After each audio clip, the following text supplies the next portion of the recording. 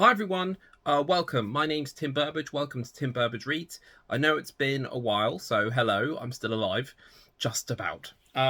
Just life's been really busy, and I haven't done a ton of reading. So, but this is a book review. I've read a book. I finished a book, and it is Just Stab Me Now by Jill Bearup. So, Jill is a YouTuber who I've been watching now for a while. She mainly does sword fighting videos. She is an actor combatant. That's how she describes it. So she does stage fighting. And she also had another series of videos which I never actually watched. I think they were all shorts. That's why I didn't really watch them. But she's taken the idea of those and put it into a full novel, which I bought on the Kindle and had a great time with it. So it's called Just Stab Me Now. And it's a fantasy romance book where you have a woman who is sent on a mission with a dark and handsome stranger to try and prevent a war, and eventually they fall in love. And that is 10-20% of the story. The rest of it is what makes it interesting and what makes it really good. So, first things first, the main character is 36 and has 2 kids, which is interesting from a story perspective. There is the 2 nations are going to war, and she's from one country but lives in the other country and is a widow. The soldier man who she goes with is from the country that they're gonna be at war with. So they're off to try and make a mission for peace. The next level is that the author of this book, this fictional story, puts herself into the story and has a go at her characters, saying, "Why aren't you sleeping in the same bed with the dark and handsome stranger?" And she's like, "Because I don't want to. I don't know this person." And it's great because the main characters are not doing what she wants them to do. And so she constantly kind of interrupts them and harasses them for not doing what they want to do.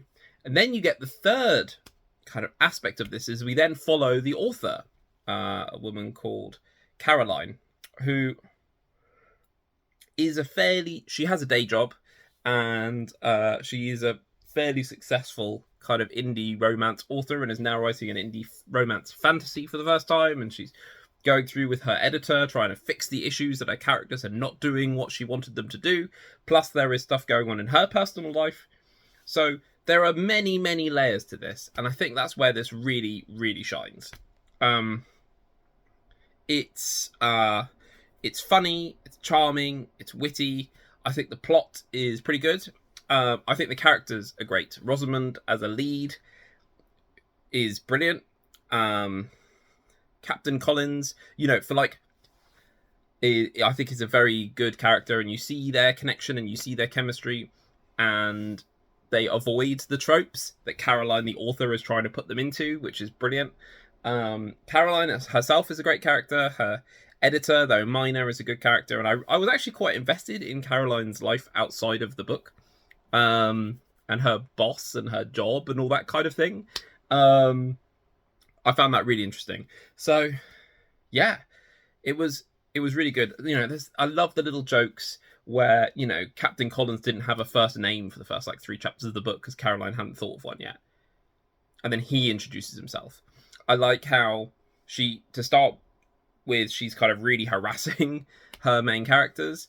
And then in the end, her characters are kind of taking control and talking to Caroline and kind of helping Caroline sort out her own issues, which is brilliant.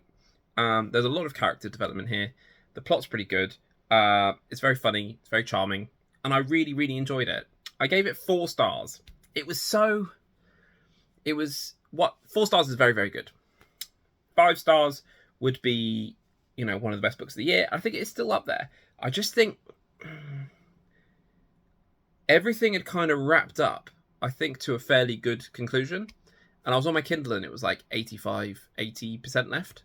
80% gone. And I was like, oh, maybe there's like loads of acknowledgements, and maybe she has a list of all her Patreons at the end. But no, there's just another 20% of the book. I think the book lasts probably 1 to 2 chapters too long. Kind of the conflict finishes, and then everything kind of keeps going for a bit. And I was like, I want this to be over now.